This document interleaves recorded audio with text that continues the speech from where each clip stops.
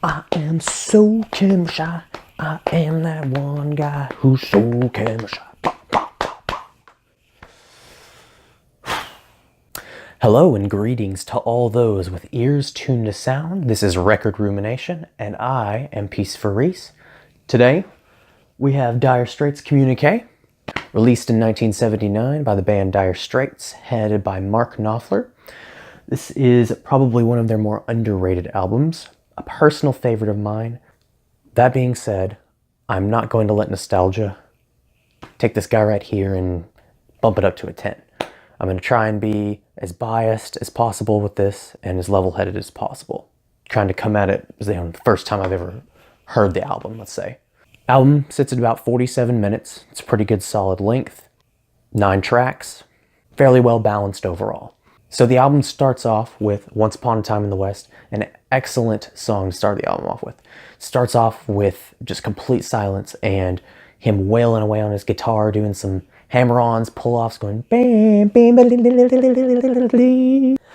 then it just kind of picks up into this kind of like groove. The things I love about this track too is as it's going out, it sounds like just this exit, like Clint Eastwood's walking away in the sunset, like a dusty desert with, tumbleweeds rolling around and the wind's blowing and he's just walking off as the camera closes in on him. The album then moves into a track called News, which isn't as good as the opener in my opinion, but does do an excellent job of keeping up the vibe of the album. The vibe of this album is very, very low key. There's only a few songs that really kind of pick up the pace and up the tempo a bit. News definitely fits into the kind of like lower key instrumentation, although in the middle there is really an excellent solo that kind of just, he wails on it. Where Do You Think You're Going is the next track following News, and this one is one of the personal highlights of the album for me. The way it starts off is pretty much almost just Knopfler on his guitar, just strumming away.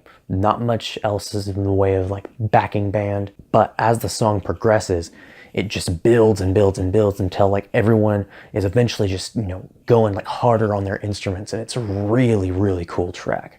And that brings us to Lady Writer. Oh boy, Lady Writer. This is the golden highlight on this album. This one is incredible. And personally, I think should get the record for best outro solo of almost any song. It's at least top 10.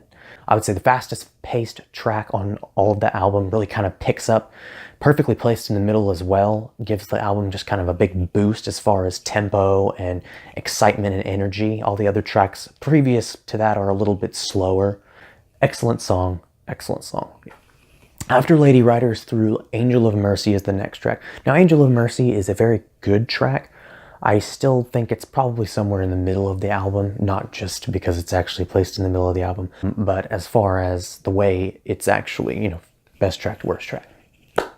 Angel of Mercy is a very excellent track and kind of sees the whole band joining in vocally into this kind of Angel of Mercy, Angel of Light. Won't you be my reward in a heaven tonight? Yeah, it's real catchy once they all get going and start singing together. Single-Handed Sailor is another second favorite track in this album. Kind of slower with real excellent guitar tones and definitely seeing the band in their top form. Highly recommend this track for anyone who is getting into the band or is just kind of a fan of rock in general.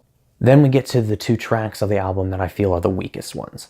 Follow Me Home and Portobello Bell. Both of them are okay tracks. Completely serviceable, not bad tracks, but they do kind of follow too close to the theme of the album, but don't really offer anything in exchange. They're both very slow tracks.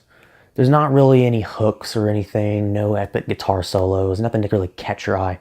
They're both serviceable tracks, but I feel as the complete package of the album, all they really do is they're just kind of placeholders at 7 and 9 in the track listing. So that is Dire Straits' Communique, one of my favorite albums by the band, but I do feel that this is a very underrated album. It does flow very well, it does keep the same overall theme and vibe very well, and it offers tracks like Lady Writer and Single-Handed Sailor, which those are some excellent tracks, and you should definitely check those out if you're not into the full album. But overall, Nostalgia aside, if I were to rate this album on a scale of 1 to 10, I would have to give it about a 7.5. I'd say that's a pretty good rating. It's a good solid album with a couple of weaker tracks towards the end, but the middle track, Lady Rider, that's an excellent track. This has been Record Rumination. Thank you for watching. Oh boy. Quick, Sully, what do you think of the album? Do you like it? Ooh, head turn of shame. Don't think he likes it, boys.